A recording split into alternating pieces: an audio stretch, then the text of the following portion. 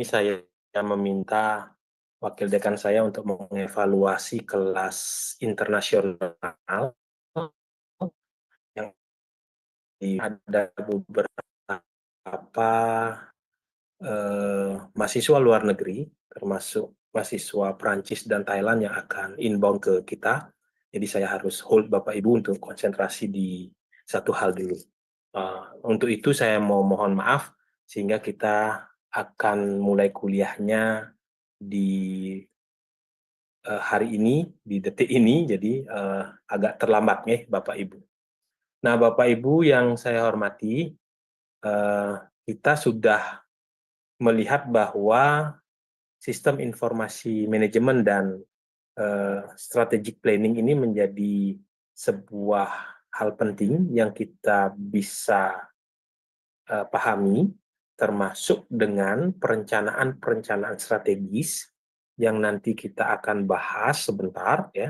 Bagaimana Bapak Ibu melakukan sebuah perencanaan yang terstruktur dalam tataran manajemen, Nah, saya akan memulai dari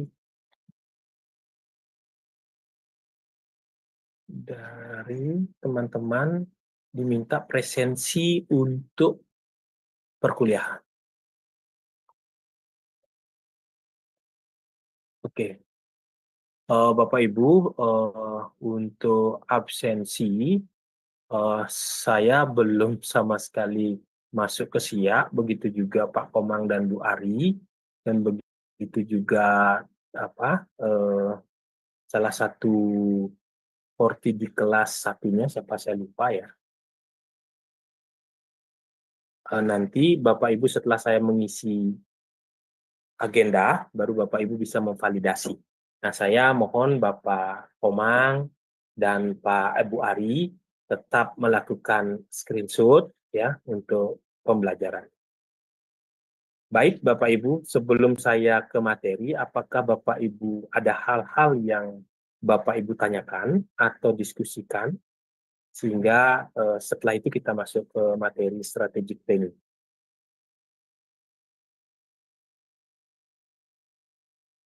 Tidak ada nih, sudah 44 orang. 44. Nih, lumayan. Saya ke sini nih Bapak.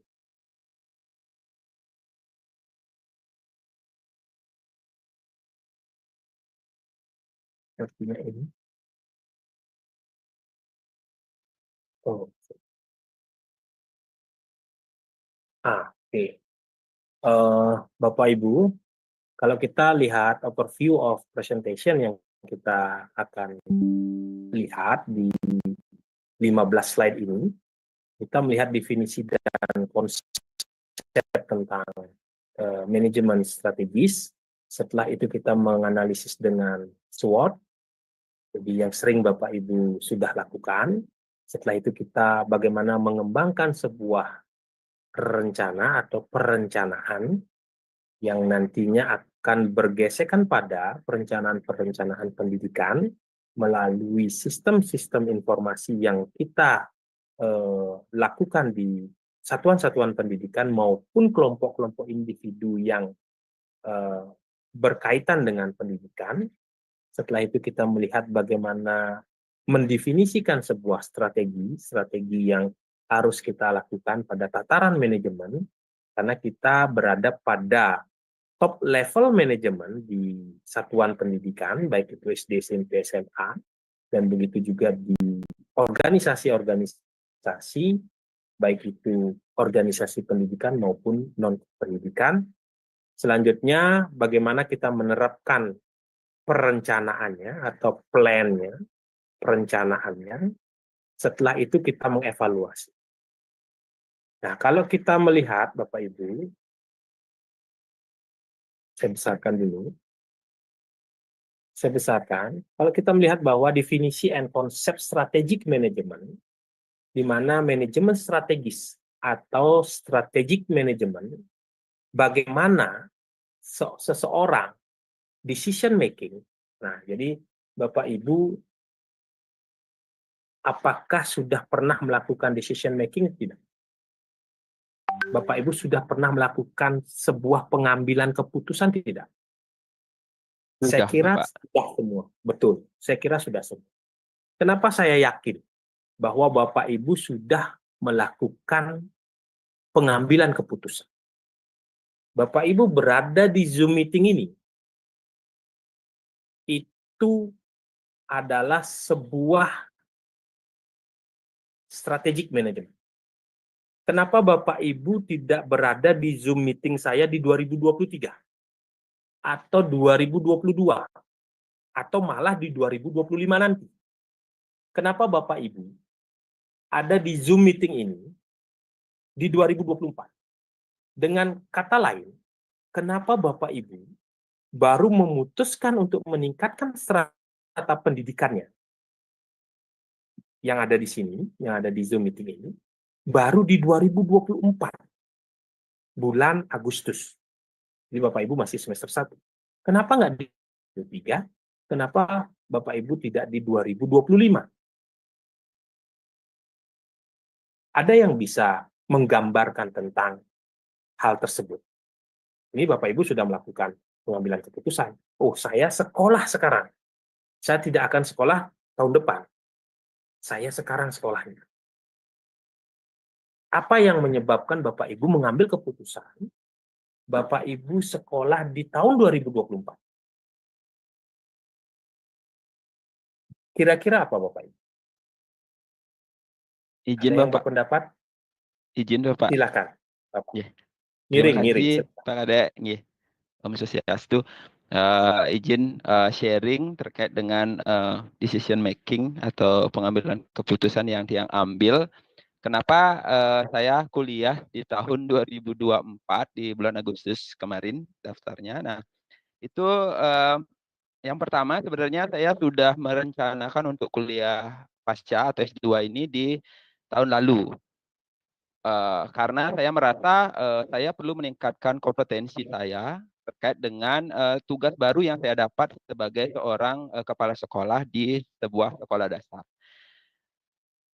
Kemudian karena situasinya di awal, jadi saya sekaligus mulai memanage diri terkait dengan tugas baru, sehingga saya sambil belajar, sambil dulu memahami situasi. Supaya nanti tidak saya istilahnya nakap balang dadu gitu kalau istilah Balinya, sehingga saya pelan-pelan dulu sambil melihat peluang yang mungkin lebih pas gitu. Dan akhirnya di tahun 2023 akhir saya juga diberikan kepercayaan Sungkara sama dinas untuk mengikuti uji kompetensi sebagai pengawas sekolah yang akhirnya juga lulus. Nah, kemudian saya mengalami sebuah dilema di situ, Pak. Jadi terus terang secara punya orang yang sebenarnya sangat sulit dalam mengambil keputusan. Saya orangnya terlalu pertimbangannya cukup banyak gitu dalam mengambil sebuah keputusan, sehingga menjadi seorang pengawas itu menurut saya belum ada pada belum ada pada fase yang pas gitu. Belum nyaman untuk menjadi seorang pengawas melihat dari satu tingkat kompetensi saya masih belum memadai, kemudian saya masih perlu banyak sekali pengalaman yang harus saya cari, kemudian mungkin sehingga saya merasa pantas untuk menyandang status sebagai seorang pengawas. Nah, akhirnya di tengah kebingungan, di tengah situasi dialami, ada sebuah peluang baru. Kemudian di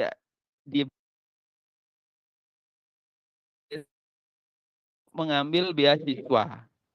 Nah, jadi saya ada peluang pilihan dua, mengambil beasiswa atau mengambil SK sebagai seorang pengawas sekolah.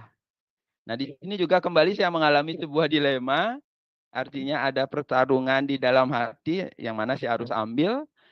Nah, akhirnya saya memutuskan, waktu itu dipanggil ke dinas untuk dirapatkan pilihan mana nih yang harus diambil. Sehingga akhirnya dengan segala pertimbangan, saya mengambil keputusan untuk mengambil beasiswa oleh Kota Denpasar, dan saya melakukan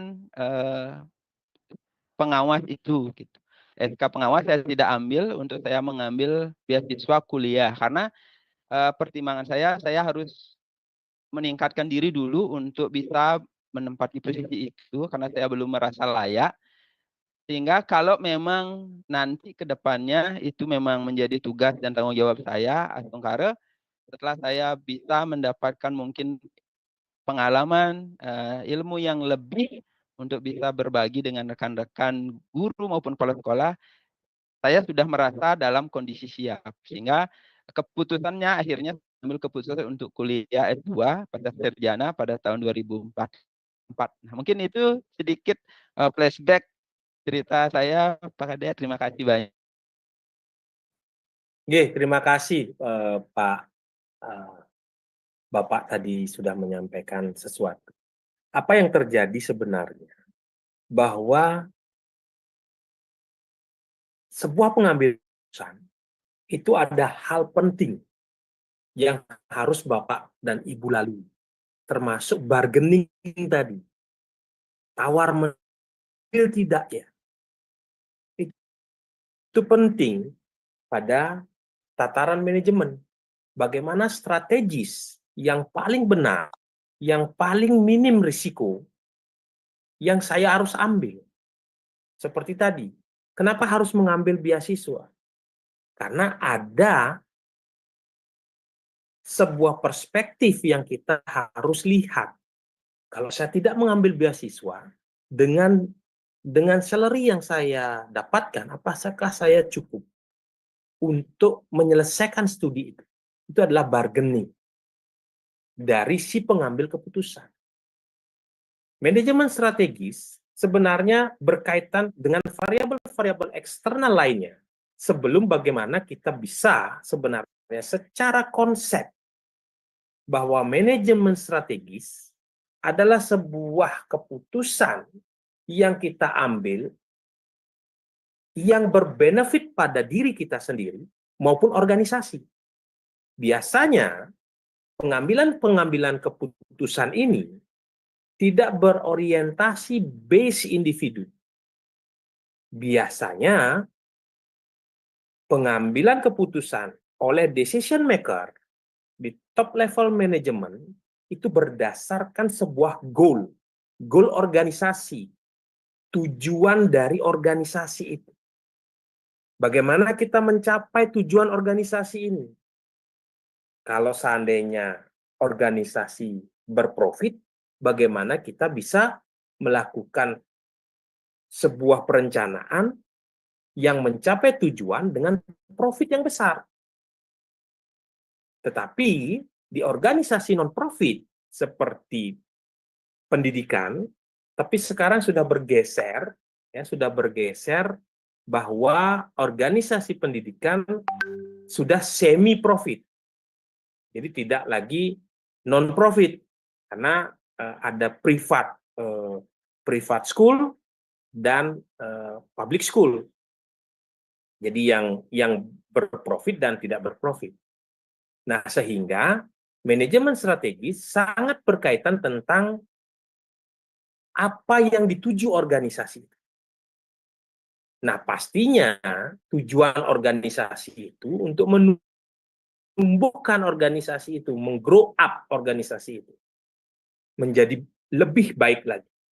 Pastinya juga membaharui dan mentransformasi. Itu adalah sebuah konsep dari manajemen strategis. Bagaimana menerapkan kebijakan tersebut? Itu adalah sebuah hal yang harus dilakukan. Tidak saja hanya merencanakan, bagaimana kita merencanakan sebuah strategic planning, tetapi bagaimana caranya kita menerapkan sehingga tujuan pertumbuhan, tujuan pembaharuan, dan tujuan transformasi organisasi itu tercapai. Kadang-kadang konsep yang baik belum tentu menghasilkan output yang baik. Karena apa, Bapak Ibu? Karena implementasi yang tidak baik, output akan bisa tidak baik, walaupun perencanaannya sudah matang sekali. Nah, kita sebagai manajer pendidikan, pada administrasi-administrasi di ranah pendidikan harus melihat tentang hal itu. Tidak saja konsepnya sudah melalui proses yang sangat detail, berdasarkan preposisi yang baik, berdasarkan informasi-informasi yang dihasilkan dari sistem informasi yang kita kembangkan di sekolah, atau sistem-sistem informasi yang ada yang menghasilkan sebuah informasi, kita sudah gunakan sebagai faktor-faktor eksternal untuk melakukan sebuah pengambilan keputusan, untuk menghasilkan output yang sesuai dengan ekspektasi organisasi. Tetapi kita lupa bagaimana melakukannya dengan baik, perencanaan itu, mengimplementasikan dengan baik perencanaan itu. Saya kira apabila itu terjadi pada satuan pendidikan maupun organisasi yang Bapak Ibu ada sekarang, benar-benar bahwa output atau tujuan organisasi tidak semata-mata bisa dipengaruhi murni dari perencanaan saja. Nah, sehingga proses manajemen strategis dapat dibagi menjadi dua fase, Bapak Ibu. Di perencanaannya dan di implementasi. Ini yang terpenting. Bagaimana kita sebagai manajer sekolah nanti, manajer di dalam sebuah organisasi, perencanaan itu sudah bisa kita lakukan. Tapi implementasi belum tentu. Seperti kurikulum kita sekarang, yang perencanaan secara detail sudah dirancang, tetapi implementasi ini dipengaruhi oleh pemahaman individu terhadap perencanaan yang direncanakan. Akan berbeda apabila miskonsepsi dalam proses implementasi dari perencanaan-perencanaan yang sudah direncanakan sebelumnya. Nah, itu dia sebuah konsep dari strategic management. Perencanaan strategis membuat keputusan tentang apa saja. Penentuan visi organisasi, merumuskan kebijakan untuk mengguiding organisasi, kemana arah organisasinya, kemana arah dari sekolah itu, apakah dia akan melakukan atau keluar dari zona nyaman dari sekolah itu. Karena pada saat Bapak Presiden melakukan sebuah pidato, saya tertarik bahwa sebuah organisasi bisa grow up apabila manajernya, top level manajemennya, itu benar-benar bisa mengimplementasikan perencanaan yang sudah dibuat pada masa-masa sebelumnya. Yang menjadi pencermatan kita adalah banyak tujuan-tujuan organisasi, baik itu organisasi pemerintahan maupun non-pemerintahan, termasuk kementerian, tidak memiliki tujuan sesuai dengan perencanaan. Kadang-kadang kita tidak aware, tidak peduli pada perencanaan yang sudah dirancang sebelumnya, pada masa-masa sebelumnya. Kita menganggap bahwa perencanaan itu harus dirubah lagi perencanaannya, implementasinya kita bisa ukur atau bisa terukur. Yang sering Bapak Ibu kenal, ganti menteri, ganti kebijakan. Kalau kebijakannya sudah diganti, berarti perencanaannya diganti total. contoh misalnya pada tata kelola perkotaan di Indonesia. Kenapa saya katakan demikian? Ini tidak diteruskan oleh pemerintah-pemerintah setelahnya. Contoh saja, masa VOC dulu, kita pernah mendengar kata-kata tram untuk angkutan massal antar di sebuah kota besar. Itu di seluruh dunia ada tram, Bapak Ibu. Di Indonesia ada tram. Jadi dengan jarak yang pendek. Tetapi kebijakan kita meniadakan tram. Itu salah satu pengambilan keputusan. Kenapa tram tidak dilanjutkan? Padahal sudah terbukti bahwa di negara-negara luar ini adalah angkutan massal yang baik. Nah, ini yang menjadi hal penting, dua fase yang tadi saya sampaikan. Bagaimana implementasi ini yang benar-benar diimplementasikan berdasarkan perancangan yang mana? Pada saat kita membuat sebuah keputusan di satuan pendidikan juga begitu. Jangan sampai kita tidak bisa mengimplementasikan perencanaan sebelumnya, kita rubah perencanaan itu sehingga kita bisa mengimplementasikan dengan mudah. Bolehkah demikian? Jawabannya boleh, Bapak Ibu. Dengan catatan tidak merubah tujuan dari perencanaan awal. Tidak merubah tujuan dari perencanaan. Saya terkesan pada air minum yang ada di negara sebelah yang jaraknya dari Pulau Batam itu hanya 17 km. 17 km. Perencanaan air bersih untuk diminum itu direncanakan 30 tahun sebelumnya. Karena ada museumnya di sana. Itu terus, perencanaan itu terus dilakukan, implementasinya secara berkala. Secara berkala.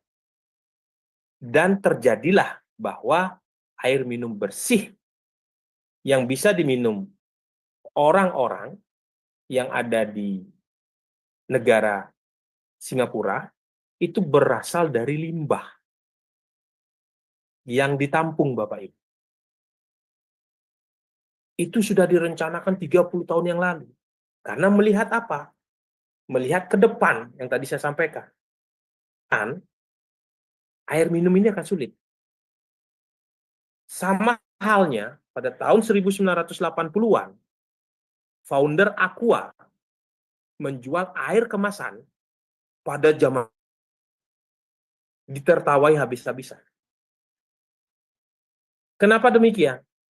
Karena pada saat itu air bersih ada di mana-mana, Bapak Ibu. Di Indonesia. Air bersih ada di mana. Tapi sekarang 30 tahun kemudian, apakah Bapak Ibu berani untuk meminum air langsung dari PDAM?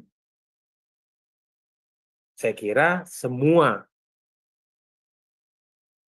orang,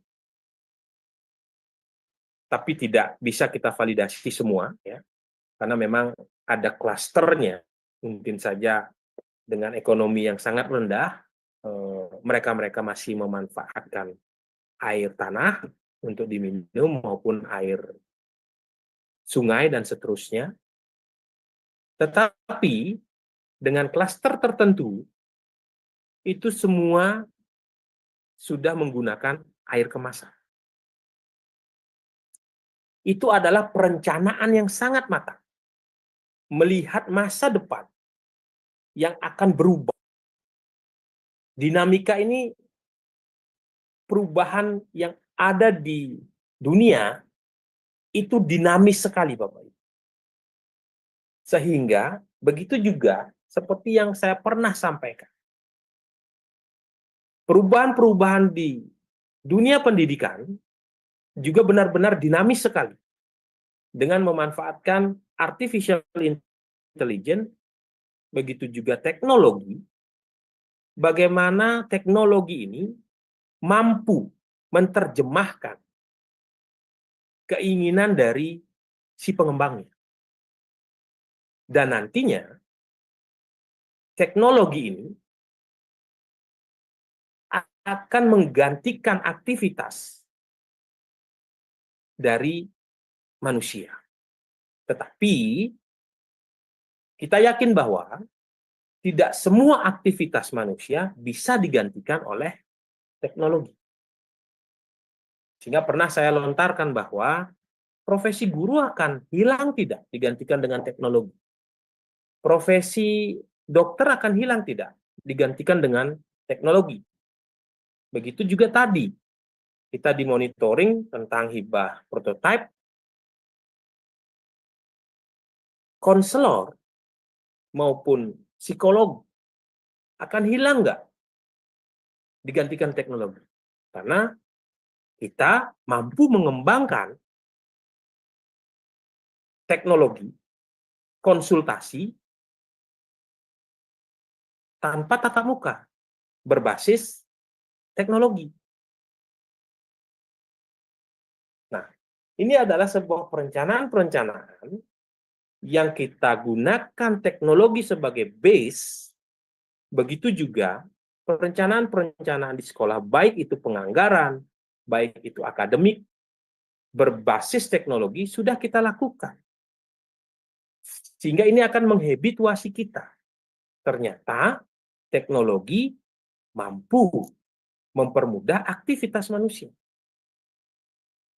Nah, celakanya adalah apabila habituasi individu dalam pemanfaatan teknologi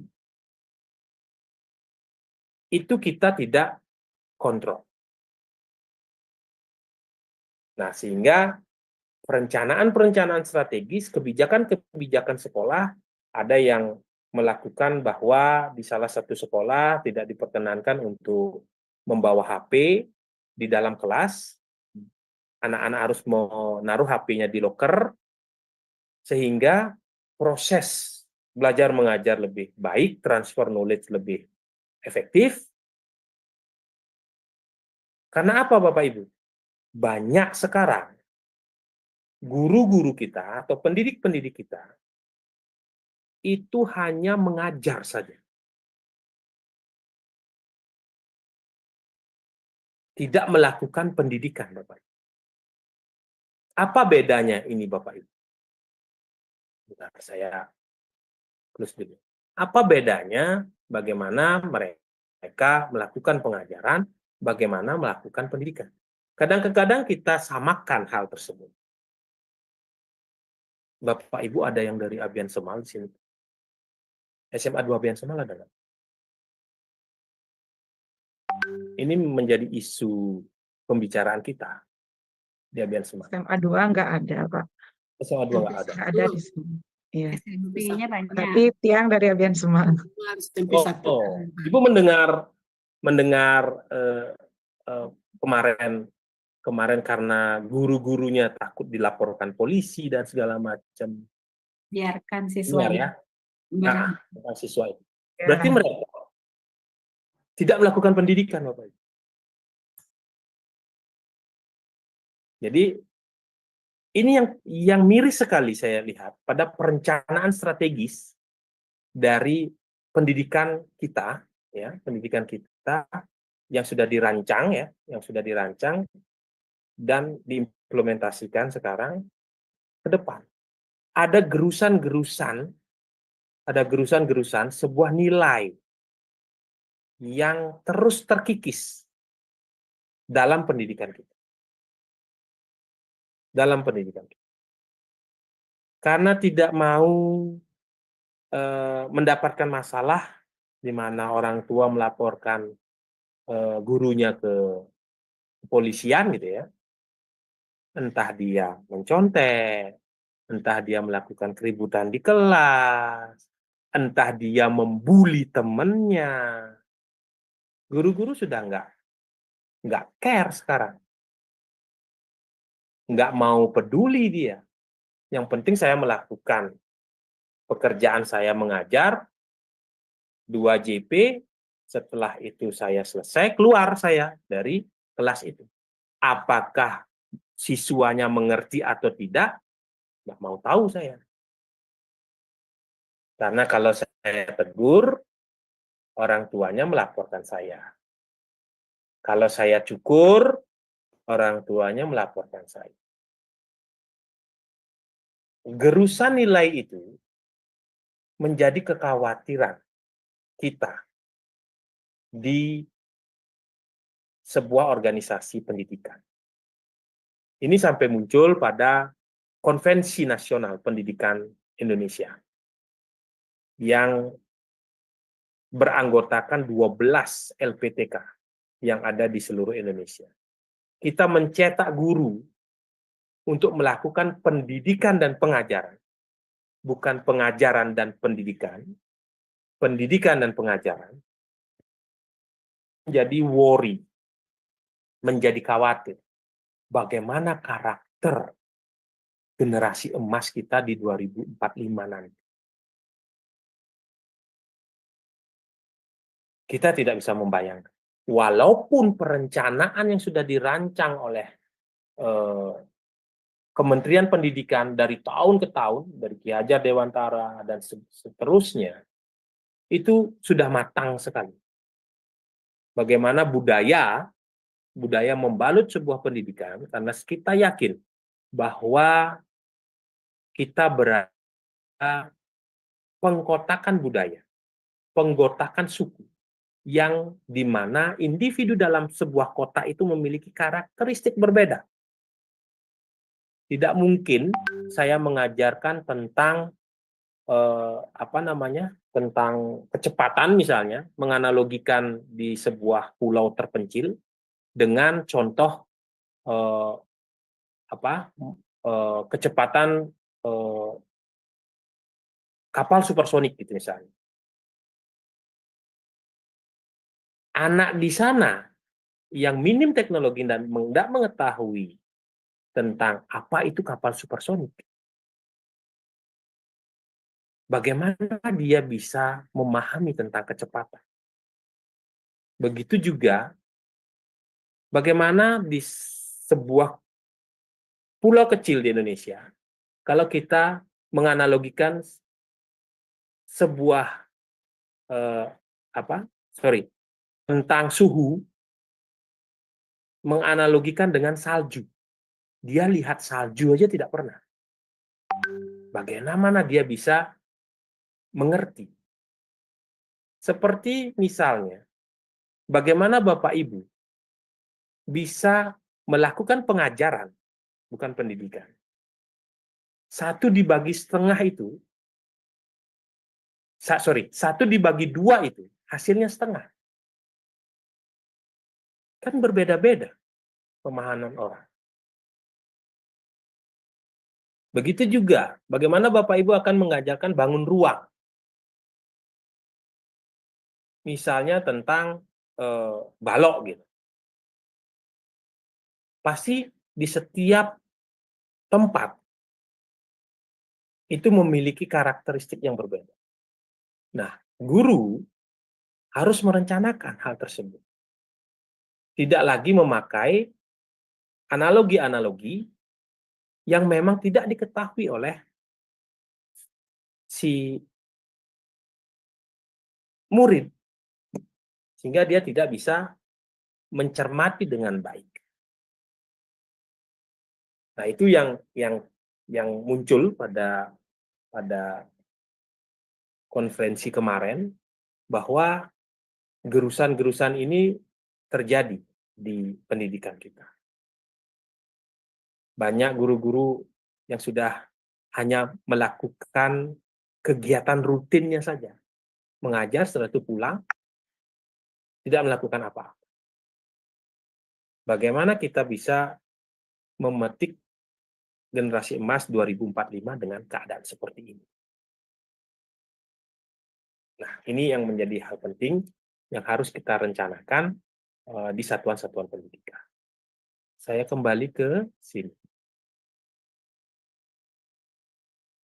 Nah, sehingga kalau kita lihat bahwa implementasi strategis atau implementasi strategi berkaitan dengan yang pertama, mengembangkan struktur organisasi untuk mencapai strategi yang memang dirancang atau yang memang akan dilakukan pada organisasi. Siapa yang akan melakukan? Kapan dilakukan? Untuk siapa? Begitu juga berkaitan dengan mengidentifikasi atau mengukur sumber daya yang diperlukan untuk mendukung pencapaian tujuan. Seperti yang sering saya sampaikan bahwa human itu sekarang sudah menjadi capital. Sumber daya yang ada di sekolah tidak lagi hanya sarana prasarana saja. Sumber daya manusia. Jadi manusia sudah dijadikan sebuah modal, capital. Tidak lagi bangunan yang dijadikan modal. Sumber daya juga dijadikan modal. Nah, pengembangan sumber daya manusia, pengembangan sumber daya pendidikan. Jadi sumber daya pendidikan itu ada banyak Bapak Ibu yang tadi saya sampaikan. Sumber daya berdasarkan sarana prasarananya, berdasarkan bangunannya, berdasarkan yang lainnya di sekolah itu. Tetapi kita lupa bahwa manusia yang ada di dalam itu adalah berupa modal juga. Nah, ini berkaitan tentang implementasi strateginya. Jadi sumber daya yang ada di sana mampu nggak menerjemahkan perencanaan yang sudah dirancang?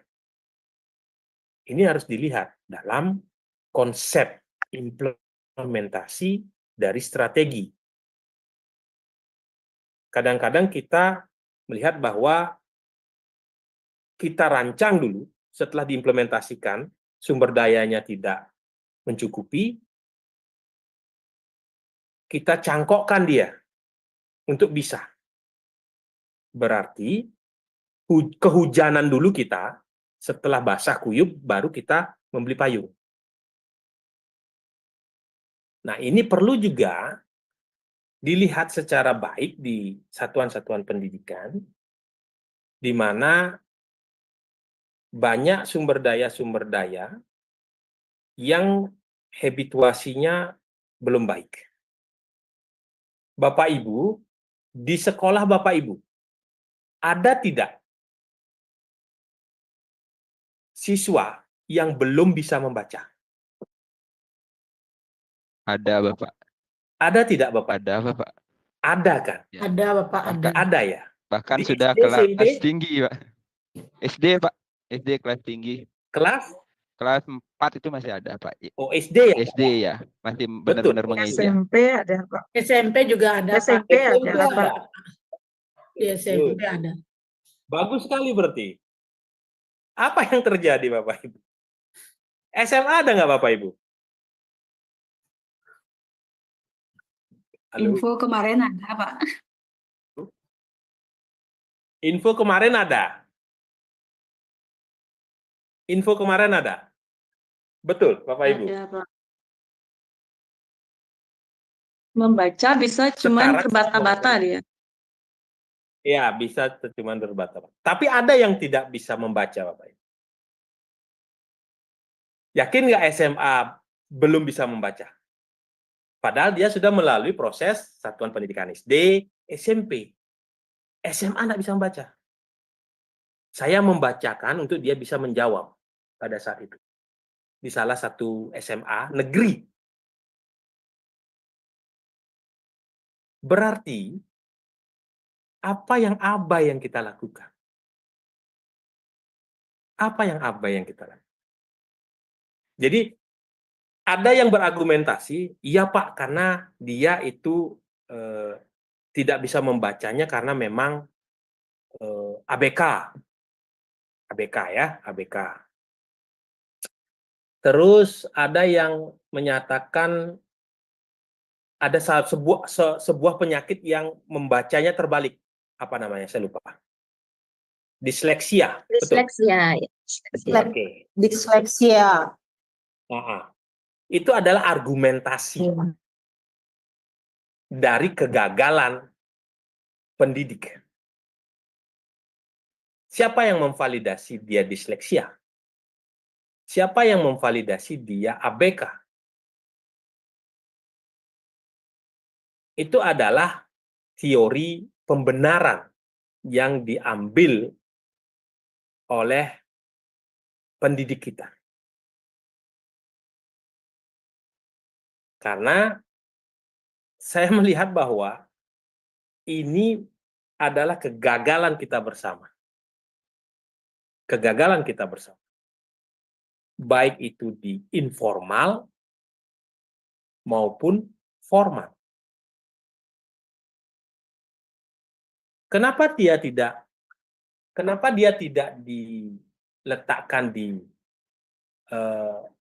dalam tanda petik ya, mohon maaf Bapak Ibu, di SLB apabila dia dikategorikan ABK?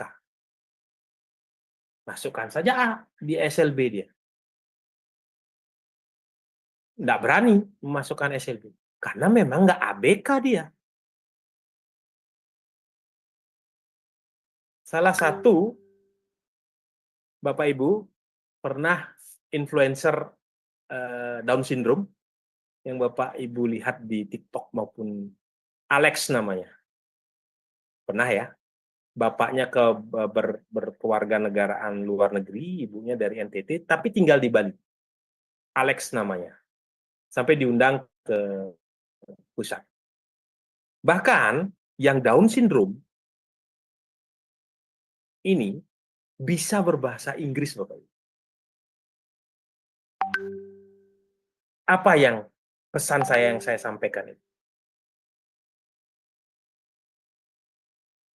Pembiasaan, habituasi.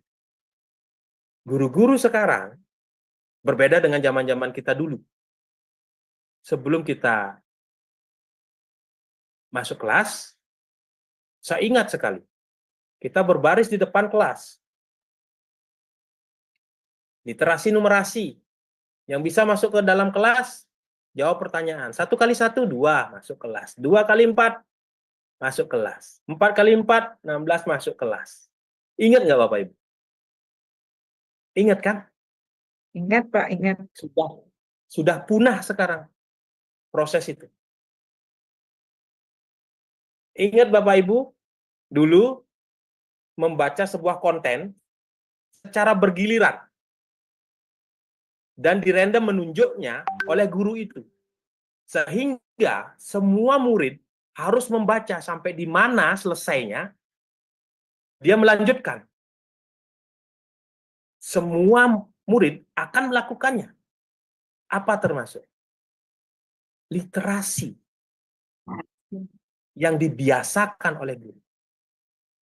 Sekarang terjadi, mungkin terjadi, tapi prosentasenya di bawah 1%. Betul tidak? Iya, betul, Pak. Saya berpikir bahwa apakah raw material anak-anak kita ini lebih jelek daripada yang dulu? Atau sebaliknya? Raw materialnya baik, tapi yang memprosesnya tidak siap. Paham maksud saya? Mohon izin, mohon maaf. Guru-guru kesiapan dalam pengelolaan pembelajaran, dalam perencanaan pembelajarannya, belum siap melakukan pembelajaran. Termasuk saya. Saya, setelah sistem informasi manajemen digandengkan dengan strategic planning, hari ini saya baru membuat silabusnya setengah, Pak. Makanya Pak Komang dan Bu Ari belum bisa memvalidasi karena saya belum masukkan ke SIA itu.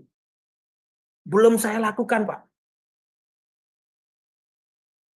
Jujur kacang hijau saya, Pak. Jujur saya ini.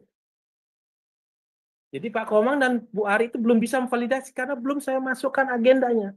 Pertemuan pertama saya lakukan? Saya, SIM ini dulunya adalah kebijakan. SIM-nya sesuai dengan urutan silabusnya. Nah, dulu strategic planning ini kalau tidak salah itu adalah pengampunya Pak Prof. Yudane dan Prof. Arya Sunu almarhum. Nah, sehingga saya harus mendapatkan itu karena Prof. Yudane dengan kesibukannya sulit saya dapatkan, sehingga saya kembangkan sesuai dengan apa yang pernah saya dapatkan pada S3 dulu. Karena strategic planning ini satu mata kuliah berbeda dengan SIM. Itu. Nah, yang mengajar saya masih ingat karena beliau sangat baik dan karena memang ngetop juga. Yang mengajar saya adalah yang punya Mustika Ratu. Jadi Prof. Tilaar.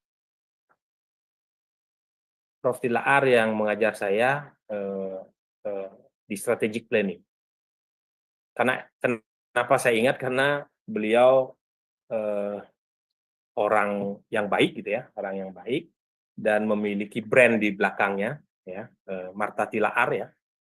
Martha Tilaar di salah satu produk kosmetik gitu. Kayak sampai sekarang saya ingat. Dan kemarin saya ketemu dengan anaknya tidak sengaja di skill contest di Lyon. Beliau ternyata sudah tidak ada. Nah, sehingga saya pun tidak melakukan perencanaan pembelajaran dengan baik. Kalau Bapak Ibu protes ke direktur, bisa di-ban saya. Jadi Pak Riendra ini tidak mengajar dengan baik nih, mana perencanaan pengajarannya? Mana media pembelajarannya?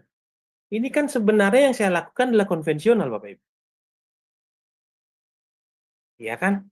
Cuman saya modifikasi saja dengan project based learning. Bapak Ibu saya projectkan sehingga Bapak Ibu mencari sumber-sumber belajar yang lain untuk melengkapi apa yang saya sampaikan. Betul kan Bapak Ibu? Betul. Itu yang kita lakukan di satuan-satuan pendidikan, baik itu TK, SD, SMP, SMA. Betul Bapak Ibu.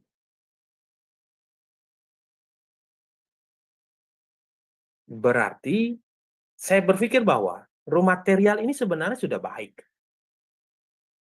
Berarti implementasi yang kita, kan ada dua fase, perencanaan dan implementasi. Perencanaan strategis dalam pengelolaan pembelajaran kita tidak lakukan dengan baik, sehingga implementasinya amburadul. Itu yang terjadi. Banyak guru-guru kita, termasuk saya, melihat bahwa kita harus melakukan pedagoginya. Tetapi banyak teman-teman kita melompat eksponensial, melakukan andragoginya. Apa perbedaannya Bapak Ibu? Pedagogi dan andragogi. Ada yang tahu?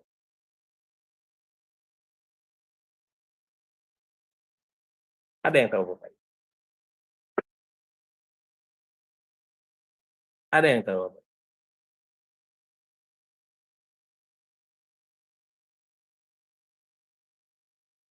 Jadi banyak teman-teman yang melihat anak SD, anak SMP itu benar-benar bisa melakukan 4C. Critical thinking, collaboration, dan segala macam. Jadi menganggap anak SMP itu sudah pada fase dewasa. Bukan remaja awal dan remaja akhir. Remaja awal itu SMP, Bapak Ibu, di teori perkembangan. Remaja akhir itu SMA. Masuk ke perguruan tinggi, dia dewasa awal. Di sana baru kita cocok menerapkan andragogi. Tapi pedagogi, kita harus benar-benar, ini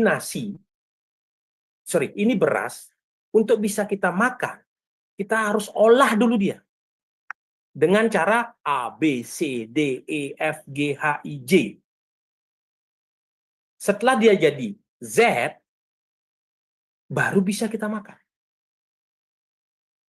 Berbeda dengan andragogi. Ini beras. Coba analisis. Bagaimana beras ini bisa menjadi makanan yang bisa dimakan. Dia akan menganalisis.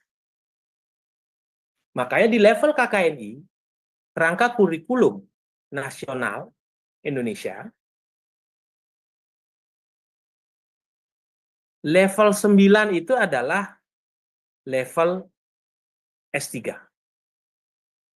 Level 8 adalah level S2. Level 7 S2 atau profesi. Level 7 S1. Nah, kadang-kadang kita tidak memahami grading ini, Bapak Ibu. Banyak teman-teman yang mengajar di SMP, anak-anak baca buku ini, coba resume, terus analisis. Karena raw materialnya yang baik, dia mencari sumber belajar yang lain. Gimana caranya menganalisis? Bisa dia, Bapak Ibu. Bisa dia. Tetapi tidak tepat pembelajaran itu dilakukan pada fase remaja awal. Kenapa? Saya berpikir beberapa program-program pendidikan, termasuk akselerasi di SMP, yang terjadi sekarang di Singaraja, masih terjadi akselerasi kelas 1 langsung lompat ke kelas 3. Dari segi program, kalau Bapak Ibu analisis dengan CIPP, programnya pasti efektif, Bapak Ibu. Coba saja, ada yang ingin tesisnya menganalisis program akselerasi di Satuan Pendidikan SMP. Kalau SMA belum saya lihat akselerasi.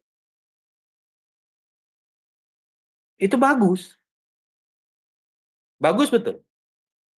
Saya berpikir itu bagus.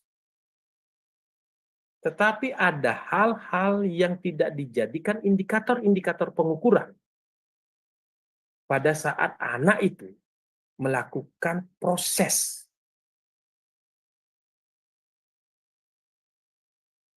fast track. Banyak anak-anak dari teman-teman kita, teman-teman saya, itu masuk kategori diidentifikasi masuk di kelas akselerasi. Anaknya mau, Bapak Ibu, tapi orang tuanya khawatir.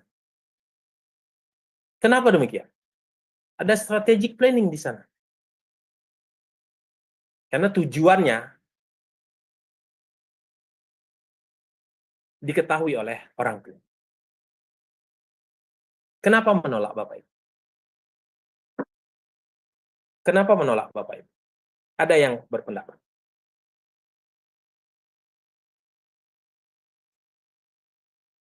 Kenapa menolak? Mungkin salah satu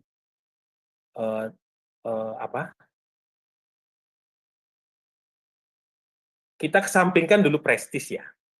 Artinya banyak teman-teman yang melihat itu prestis. Tapi tidak banyak teman-teman melihat perkembangan anaknya. Karena kejadian yang dialami sekarang pada fase-fase remaja itu dampaknya tidak hari itu, Bapak. Dampaknya tidak hari itu. Dampaknya mungkin saja pada saat nanti, entah dia di perguruan tinggi, entah dia sudah menikah, karena dampak psikologis akan muncul apabila ada pematiknya. Kita memiliki dampak-dampak psikologis dari kita bisa merangkak sampai hari ini. Dampak-dampak yang terpendam pada subconscious yang paling bawah. Itu akan bisa muncul ke permukaan apabila ada pematik. Nah, sehingga dalam perencanaan bagaimana sebuah program itu dilakukan, sudah melibatkan hal-hal tertentu. Tapi implementasinya, Bapak Ibu. Implementasinya. Jadi program itu adalah memampatkan sebuah mata pelajaran. Ya, memampatkan sebuah mata pelajaran yang harus secara kontinu dan cepat bisa dipahami oleh siswa. Tetapi kecepatan guru dalam melakukan transfer of knowledge tidak diimbangi untuk mencapai tujuan bagaimana materi ini bisa dikuasai oleh anak itu. Banyak anak-anak diterapkan model andragogi. Pada umurnya, itu tidak sesuai. Karena kalau Bapak Ibu pernah melakukan tes psikologi di sekolahnya, di interpretasi yang Bapak Ibu baca yang dihasilkan oleh psikolog, itu pasti melihat rentang umur. 108 yang saya terima dan saya dapatkan di inteligensi saya, tidak akan sama 108 yang ada pada kategori umur rata-rata remaja. Tidak akan sama. Tidak akan sama, Bapak Ibu. Coba saja cek di inteligensi, pasti dia mengklasterisasi pada umur. Pada rata-rata umur sekian, dia terkategori mendapatkan inteligensi superior. Itu tidak akan sama superior yang dimaksud pada umur itu berbeda dengan superior yang kita dapatkan pada klaster umur yang berbeda. Nah, itu harus dipahami dalam implementasi pada sebuah program-program tertentu di sekolah. Saya ingin tujuannya A, ingin tujuannya B. Biar cepat ini, kita lompat langsung, dari 1 langsung ke 4. Itu yang menjadi pencermatan kita bersama. Nah, selanjutnya,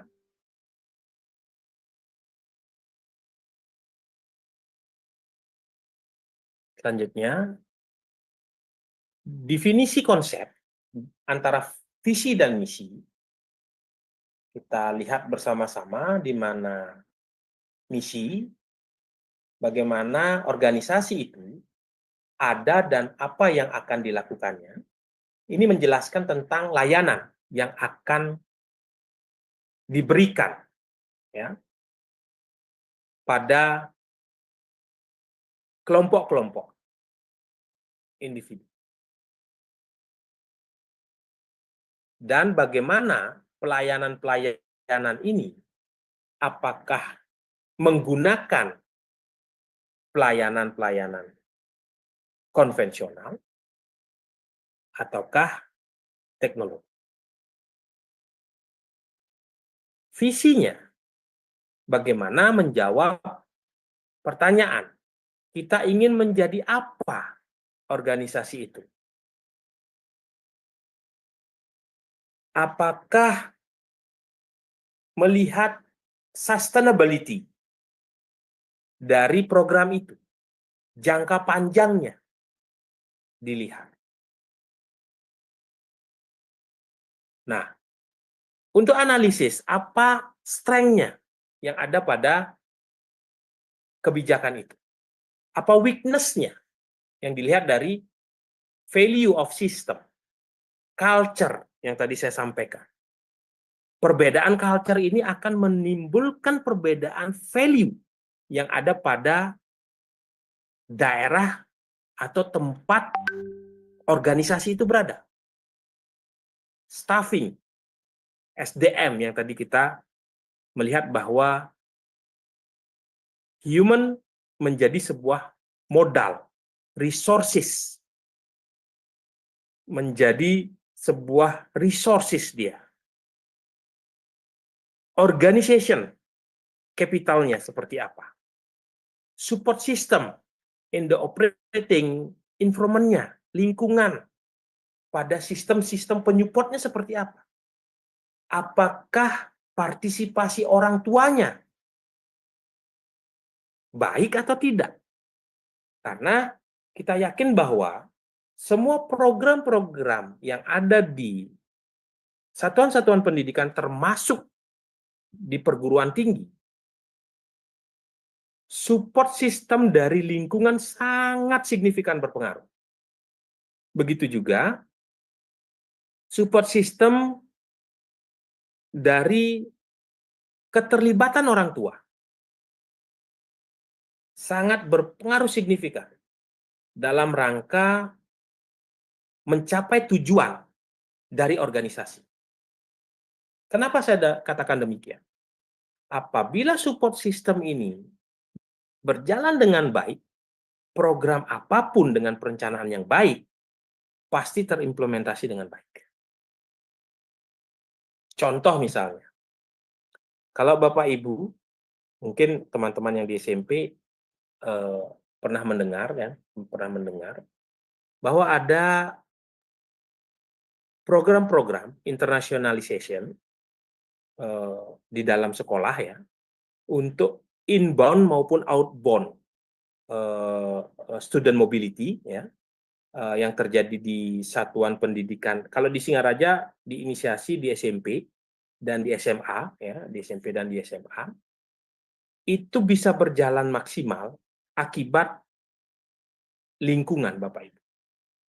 Support lingkungan. Salah satu support lingkungannya adalah orang tua. Sehingga perencanaannya bisa berjalan dengan implementasi akibat support system. Jadi, strategic planning ada hal yang harus Bapak Ibu lihat selain dua fase ini, di planning strategiknya maupun implementation strategiknya. Bapak Ibu jangan lupa bahwa dua hal ini dibalut pada sebuah environmental, lingkungan pendukungnya. Sehingga benar-benar bahwa program di satuan pendidikan yang saya lihat di SMP 1 Singaraja pada saat bagaimana sekolah meng-create sebuah program tentang internationalization di sekolahnya, baik itu outbound student mobility maupun inbound student mobility terjadi dengan baik. Kemarin SMP 1 mengirimkan outbound studentnya ke salah satu conference internasional di Singapura, mungkin Bapak Ibu yang dari Singaraja memahaminya. Dan feedback-nya ada feedback dengan inbound-nya siswa-siswa dari Thailand, sehingga akademik instrumental itu akan berubah di sana. Nah, itu yang dianalisis dengan weakness-nya. Sekarang opportunity-nya apa, Bapak Ibu? Threat-nya apa dari program itu? Opportunity-nya apa, Bapak Ibu? Selain, contoh misalnya, kalau kita melihat program itu, selain inbound dan outbound student mobility, opportunity-nya adalah bagaimana kita bisa melakukan staff mobility. Jadi program itu akan bergandengan terus dengan perencanaan yang matang, bergandengan terus, sehingga program itu menjadi satu kesatuan. Nah, ini yang belum terjadi pada satuan pendidikan kita. Jadi, staff mobility belum terjadi hanya pada tataran student mobility. Bagaimana student kita berada outbound keluar, begitu juga student yang di luar inbound ke dalam. Nah, sehingga ini adalah menjadi analisis yang benar-benar kita lihat. Threat-nya apa, Bapak Ibu? The change environment, lingkungan yang benar-benar harus kita changing. Bagaimana men-changing? Bapak Ibu yang tahu. Kenapa demikian? Karena karakteristik dari siswa itu, SMA 2 Banjar akan berbeda dengan SMA 1 Seririt. Yakinlah dan percayalah. Karena karakteristik siswa dipengaruhi oleh apa, Bapak Ibu? Oleh lingkungan di mana siswa itu berada. Yang SMA 2 Banjar, banyak yang dari, kalau di Singaraja ya Bapak Ibu ya, banyak dari pegunungan sana. Kalau yang dari Seririt, banyak juga dari pegunungan, tapi prosentasenya lebih sedikit. Ini akan merubah ekosistemnya. Demand for new product. Ada permintaan nggak? The economic environmentalnya bagaimana? Availability dari resource-nya bagaimana? Tersedia enggak? Culture, the population. Karena kita yakin bahwa nilai-nilai budaya benar-benar mempengaruhi. Selanjutnya, framework of regulation dari sekolah itu berbeda-beda. Nah, developing the plan, jadi mengembangkan visi misi, kebutuhan untuk mendefinisikan, dan seterusnya, memahami lingkungan, membangun kebutuhan, ini penting. Kenapa kebutuhan itu benar-benar menjadi sebuah patokan dalam proses perencanaan, Bapak Ibu. Sehingga kita melakukan yang kita kenal adalah studi kebutuhan. Membutuhkan nggak mereka? Jangan sampai anak-anak membutuhkan program yang lain, kita rancangkan program yang tidak sesuai dengan kebutuhan. Sehingga kalau kebutuhannya sesuai, sepertinya akan linear dengan partisipasi dari siswa. Partisipasi dari stakeholder. Karena pemangku kepentingan tidak saja sekolah, ada pemangku kepentingan lainnya di luar sana, stakeholder lainnya.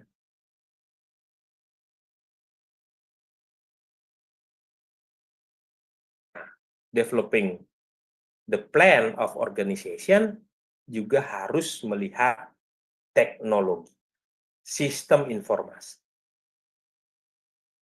our vision, visi kita dan kita memberikan info dan layanan teknis yang ada di sekolah yang akurat ya, baik itu dengan standar nasional maupun internasional. Misalnya kita rancang dia, karena banyak, kalau SMK saya yakin bahwa apa standar-standar itu baik lebih banyak adalah standar internasional ISO, internasional standar mutu, internasional standar tentang laboratorium itu sudah didapatkan.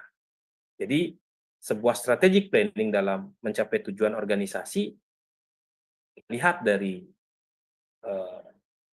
SWOT-nya, terus our mission and vision-nya apa, baru kita bisa melakukan sebuah program-program pengambilan kebijakan untuk program-program untuk organisasi kita. Nah, definisi the strategics ada 6, nanti Bapak Ibu baca. Selanjutnya implementation, the plan, yang perencanaannya yang secara baik seperti apa. Selanjutnya monitoringnya, evaluasi kalau kita melihat bahwa ini penting atau tidak penting, menjadi hal penting apabila sebuah perencanaan yang kita rancang tidak mencapai tujuan yang diekspektasikan. Sehingga desain dan desolennya memiliki gap yang panjang. Monitoring dan evaluasi tidak penting apabila tujuannya sudah tercapai. Jadi seperti artificial intelligence. Ini penting untuk aktivitas kita, menunjang aktivitas kita. Tapi dia tidak penting pada konten-konten tertentu. Karena belum tervalidasi semua yang keluar dari artificial intelligence itu bisa kita pakai secara baik atau belum tentu benar semuanya. Nah, itu adalah monitoring evaluation.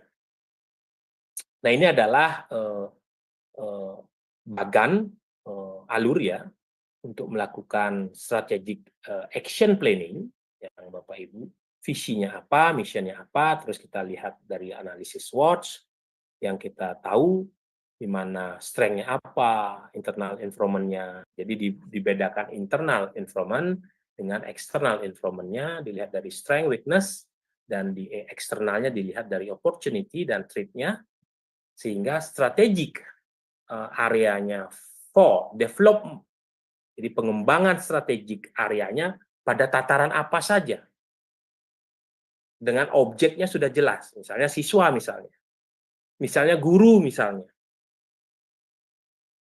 Kita lihat secara apakah mendukung vision, apakah mendukung mission, dan seterusnya. Baru kita jabarkan pada strategi pertama, strategic action kedua, ketiga, keempat. Baru terakhir evaluasi. Sehingga evaluasi saya sampaikan, dia bisa penting apabila tujuannya tidak tercapai, sehingga kita melihat informasi-informasi yang update dari perencanaan yang kita lakukan, implementasi yang kita lakukan, apakah efektif atau tidak, dan seterusnya. Ini bisa tidak berguna apabila tujuannya sudah tercapai. Nah, itu salah satu best practice dari strategic planning management yang Bapak Ibu bisa lakukan untuk bisa melakukan atau membuat sebuah keputusan dalam satuan-satuan pendidikan yang Bapak Ibu ada sekarang, Nah, untuk strategic planning ini Bapak Ibu bisa masukkan pada beberapa konten di embrio tesis Bapak Ibu yang sudah Bapak Ibu kirimkan ke saya, baik itu tentang evaluasinya, baik itu tentang implementation-nya, bagaimana Bapak Ibu mengukur implementasinya efektif atau tidak, atau Bapak Ibu mengeksperimenkan sesuatu pada implementasi itu untuk mencapai tujuan organisasi, bagaimana pengembangan itu nanti SDM-nya, apakah kita eksperimenkan sebuah perlakuan khusus misalnya tentang human capital, bagaimana SDM ini bisa meningkat, itu bisa Bapak Ibu kaji di tesis Bapak. Jadi kita melihat bahwa ternyata treatment A dan treatment B pada guru A, pada guru klaster B misalnya, bagaimana dia? Nah, itu bisa Bapak Ibu lakukan. Nah, itu strategic planning yang secara singkat saya bisa sampaikan. Nanti saya akan share lagi untuk beberapa materi tentang strategic planning yang Bapak Ibu mungkin nanti bisa baca dan bisa mengilhami beberapa tulisan-tulisan nanti tentang perencanaan strategis manajemen di subjek ya maupun unit analisis yang Bapak Ibu akan kaji. Nah, itu yang bisa saya sampaikan pada kesempatan hari ini. Apakah ada hal-hal yang Bapak Ibu ingin diskusikan? Silakan. Karena besok hari kita harus bangun pagi ke TPS dan memilih siapapun ya, siapapun yang Bapak Ibu pilih gitu ya. 01, 02, 03, 04 gitu ya. Karena itu berada pada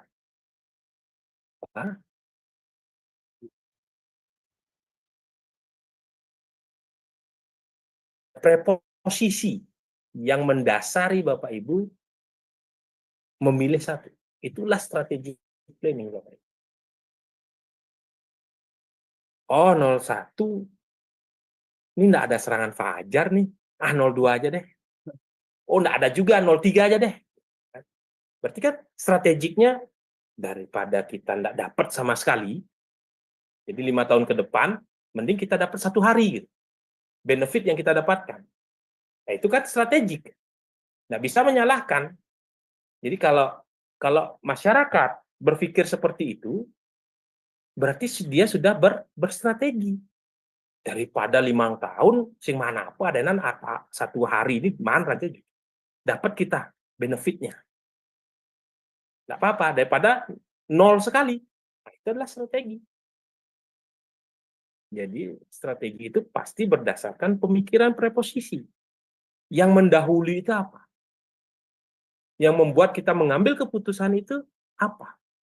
Berbeda. Jadi Bu Kartini sama saya akan berbeda. Oh mungkin, oh Bapak itu ganteng nih, saya pilih yang ganteng aja. Kalau saya berbeda misalnya.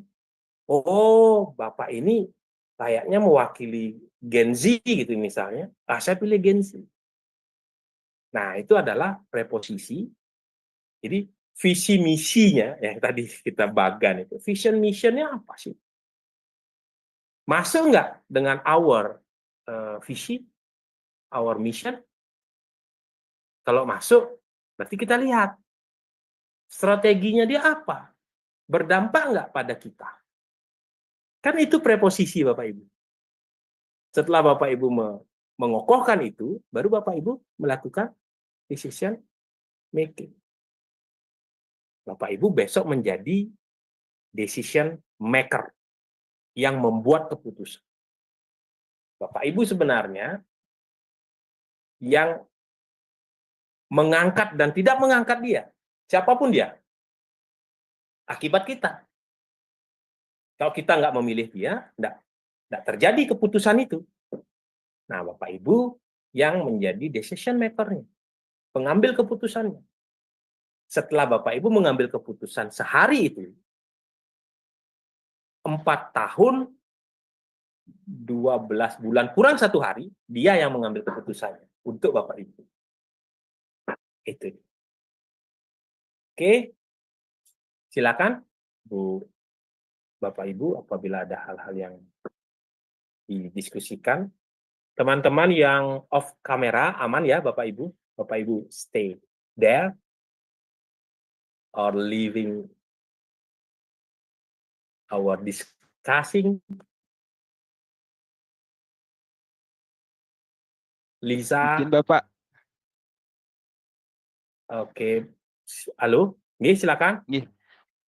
Izin Bapak bertanya sedikit Bapak. Tadi Ini di Pak akhir Mani. kan, nih, yang Bapak.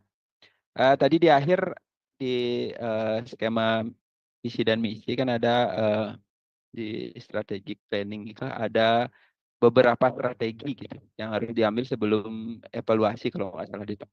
Nah itu kira-kira memang harus strateginya lebih dari satu, apa bisa satu saja kalau memang tujuannya sudah tercapai gitu. Itu yang pertama.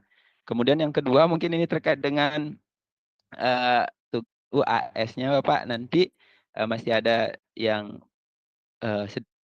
kurang jelas ya terkait dengan mini project yang kemarin kita sudah buat. Itu nanti tugas UAS berarti kita harus selesaikan itu sampai di hasil gitu Pak, nih berarti nih. Sampai proses tindak lanjutnya gitu Bapak. Nih, terima kasih Pak. Oke, saya jawab yang pertama bahwa strategis ambil pada perencanaan strategi itu tergantung dari kebutuhan berapa strategi yang akan dilakukan oleh decision maker untuk mencapai tujuan tadi. Untuk mencapai tujuan tadi. Jadi saya ingin terlihat cantik nih. Oh, strategi saya adalah pertama suntik vitamin C. Itu strategi pertama untuk mencerahkan kulit. Strategi kedua, saya harus operasi plastik nih. Hidungnya yang mancung dipesein atau sebaliknya. Ya, itu adalah strategi. Itu adalah strategi. Nah, strategi-strategi itu bisa lebih dari satu, bisa lebih dari dua, bisa lebih dari tiga. Tergantung tujuan dari organisasi itu. Karena mungkin Bapak Ibu sudah pernah melihat di TV Faye, Mili Faye, salah satu waria tercantik yang Bapak Ibu nggak bisa bedakan itu wanita atau pria. Yang di sosial media sosial media lagi booming gitu ya. Karena di salah satu negara kan dibebaskan. Jadi seperti Thailand ada 18 jenis kelamin ya, Bapak Ibu. 18 jenis kelamin yang diakui oleh negaranya. Jadi kalau Bapak Ibu misalnya ada anak gitu ya, atau ponakan yang pacaran dengan orang Thailand, benar-benar ditelisik Bapak Ibu. Ini benar-benar nggak laki-lakinya, benar-benar nggak perempuan. Atau perempuan bertubuh laki-laki, atau sebaliknya laki-laki yang bertubuh perempuan. Nah, sehingga strategi itu tergantung apakah tujuannya sudah tercapai dengan 3 strategi saja, seperti Bapak Ibu melakukan PTK. PTK siklus itu yang Bapak Ibu lakukan, itu Bapak Ibu bisa batasi nggak? Kan siklus itu flow, betul tidak? Di awal Bapak Ibu tidak bisa batasi siklusnya ada 3 saja. Kalau action research nggak bisa Bapak Ibu batasi seperti itu. Tapi kalau eksperimen, action research juga dia. Tapi metodenya eksperimen, Bapak Ibu bisa batasi. Sekian perlakuan saya sudahi. Tapi di PTK, selama tujuannya belum tercapai, siklus itu akan terus kita lakukan. Makanya PTK tidak bisa, hasilnya adalah digeneralisasi. Bahwa perlakuan di kelas itu bisa mendapatkan hasil yang sama pada perlakuan di kelas lain. Kalau eksperimen berbeda, dia bisa mengukur hasil yang sama pada kelompok yang berbeda. Itu dia. Nah, sehingga yang kedua, masalah UAS, Bapak Ibu.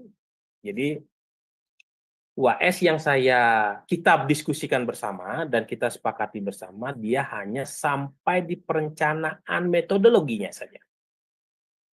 Ya, perencanaan metodologinya saja. Sehingga perencanaan kisi-kisi sudah menjadi including dari metodologi. Jadi Bapak Ibu belum turun ke lapangan. Belum turun ke lapangan. Belum turun ke lapangan.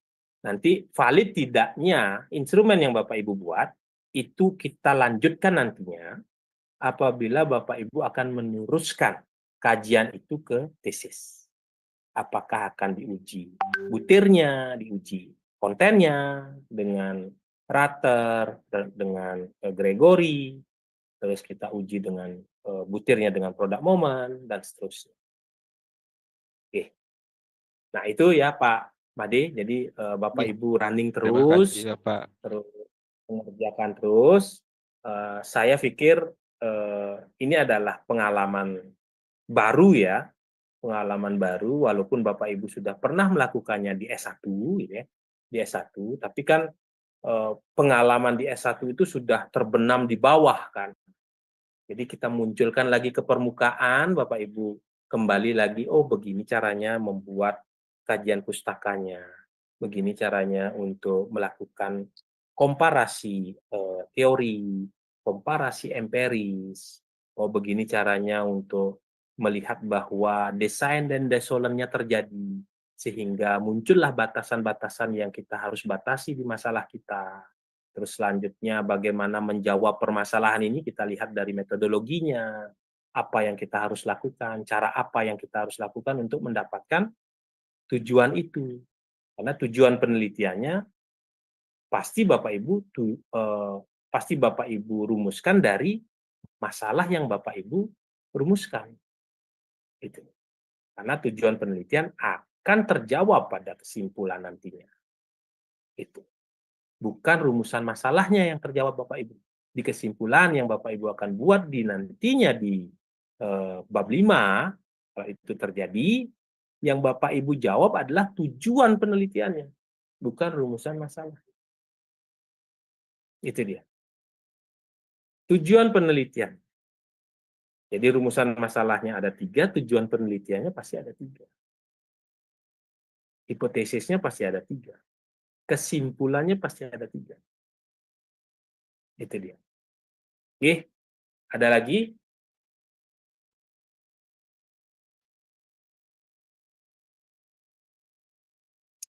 Ibu Putu Pradnya Paramita.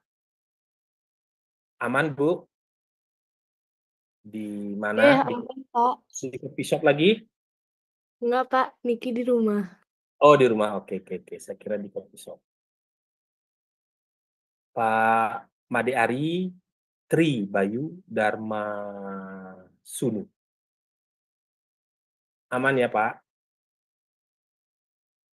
Pak Ari? Ini aman Pak. Oke. Ini aman Pak, aman. Bu Nova, sorry, Pak Nova atau Bu Nova ini? Nova Alvinda Anugrah. Ibu, Pak. Oh, Ibu. Oke. Maaf, Pak, karena kalau di on cam kameranya suaranya Bapak terputus-putus di saya. Iya, enggak apa-apa, Bu. Berarti paling tidak Ibu mendengarkan. Karena pernah saya Aman. lihatkan piramida Cohen, bahwa di mana saya? Bahwa 10% dari pembelajar, dari siswa, memorize-nya ya, itu didapatkan dari membaca. Hanya 10% dia bisa mengingat. Jadi yang tadi saya tampilkan, Ibu membaca, itu memorize yang Ibu bisa tangkap dari 15 slide yang saya sampaikan tadi hanya 10%. Hanya 10%. Tidak lebih, Bapak Ibu. Bentar. Saya taruh di mana itu?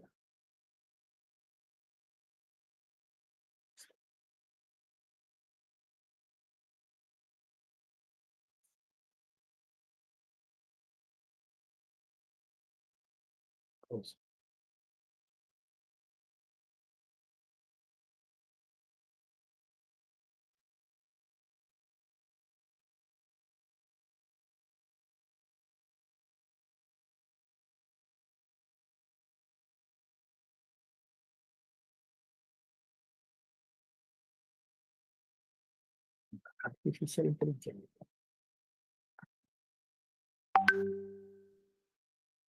Oh ini.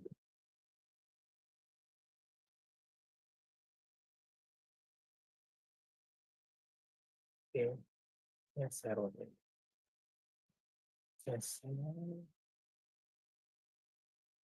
Loh, kok begini terlihat?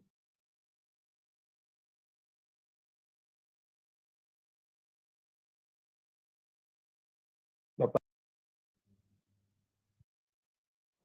Belum terlihat, Bapak.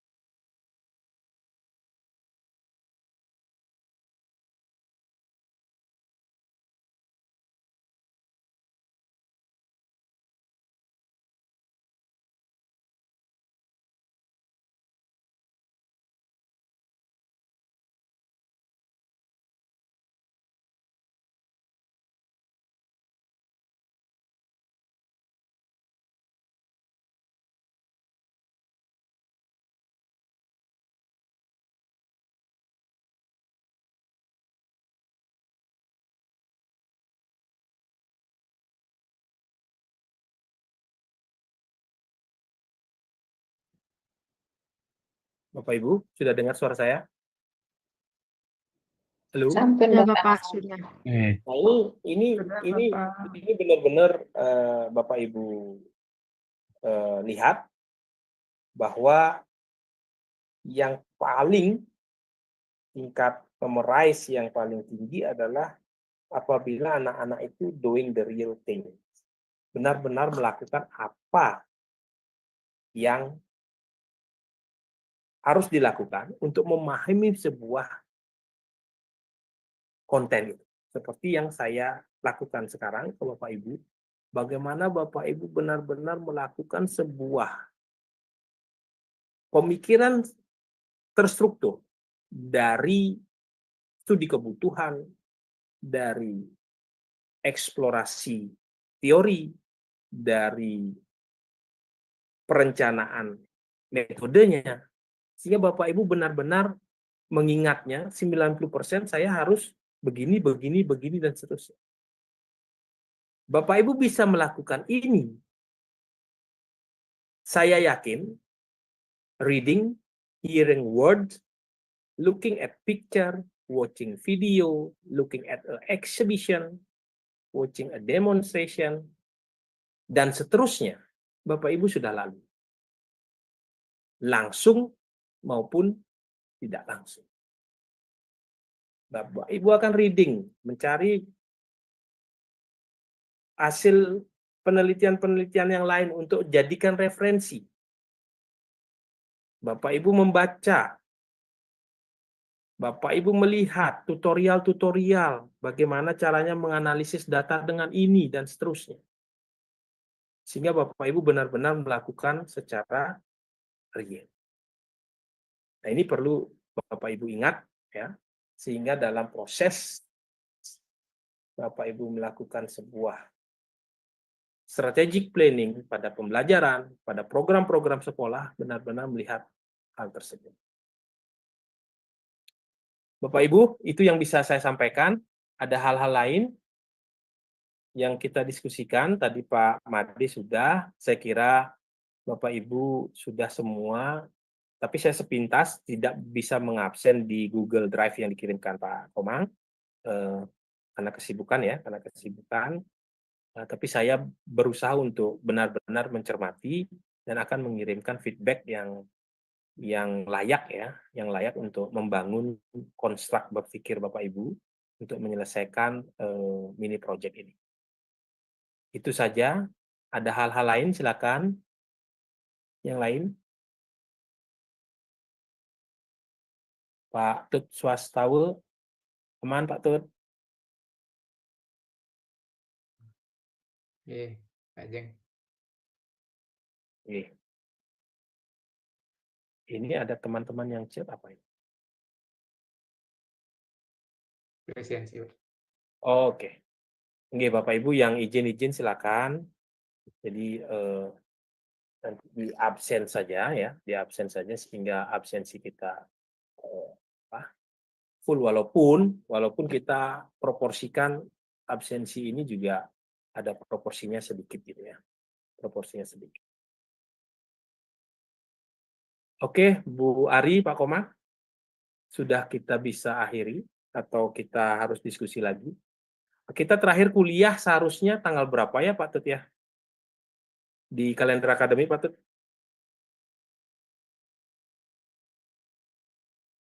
Di pasca? Coba dicek nih Bapak Ibu. Jadi Bapak Ibu akan mengirimkan ke saya setelah saya detail baca dan sepintas untuk memberikan feedback. Di Bapak Ibu rampungkan, setelah itu kirim ke Tiang. Kalau kita memiliki kesepakatan akan di volunteer, Bapak Ibu akan mempresentasikan, saya sangat senang sekali. Jadi kita benar-benar melihat kekurangan, kelebihan ya, dan masukan nantinya, karena sifatnya adalah memberi masukan. Bapak Ibu nanti juga pada proposal tesis, terus di seminar kelayakan, pratesisnya dan tesisnya Bapak Ibu akan diberikan masukan, bukan diuji. Ini kurang begini, ini kurang begini. Tidak akan diuji Bapak Ibu. Yakinlah, percayalah. Tidak akan diuji. Jadi pertanyaan-pertanyaan itu adalah pertanyaan untuk menambahkan beberapa konten-konten untuk kesempurnaan dari tulisan Bapak Ibu. Oke, ada lagi Bapak Ibu, silakan. Kalau tidak bisa kita akhiri. Ya, Bapak. Bu Ari, satu lagi yang kelas E siapa ya Bu ya? Tiang kelas E, Bu Yeti kelas E, Pak. Yang kelas F. Oh, Bu Yeti yang kelas F ya. Oke. Pak Komang kelas apa Pak Komang? A ya. A ya. Oke. Oke deh Bapak Ibu. Ada lagi? Kalau tidak ada lagi kita istirahat.